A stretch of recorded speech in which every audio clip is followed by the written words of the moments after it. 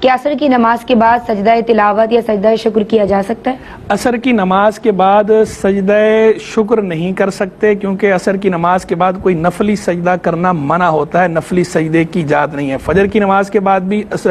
جب تک مکروہ وقت ختم نہ ہو جائے، فجر کی نماز کے وقت سے لے کر طلوع آفتاب اور طلوع آفتاب کے 20 منٹ بعد تک اس ٹینیور میں سجدہ شکر نہیں کر سکتے، کوئی نفلی سجدہ نہیں کر سکتے۔ اسی طرح جو ہے وہ عصر کی نماز کے بعد جو ہے وہ غروب آفتاب تک، غروب آفتاب کے بعد جا کے سجدہ شکر کیا جا سکتا ہے، اس سے پہلے نہیں کر سکتے، کیونکہ یہ نفلی سجدہ ہوتا ہے۔ رہ گئی بات سجدہ تلاوت کی، تو سجدہ تلاوت چونکہ واجب ہے، تو سجدہ تلاوت کے اندر تفصیل یہ ہے کہ فجر کی نماز کے بعد بھی کر سکتے ہیں، عصر کی نماز کے بعد بھی کر سکتے ہیں، لیکن عصر کی نماز کے بعد مغرب کا وقت شروع ہونے سے جو 20 منٹ پہلے کا ٹینیور ہے یہ مکروہ ہے، ان 20 منٹ کے اندر سجدہ تلاوت سے اجتناب کیا جائے، اور اگر اسی وقت میں تلاوت کی ہو اور آیت سجدہ آ گئی ہے پھر تو اسی وقت بھی کر سکتے ہیں۔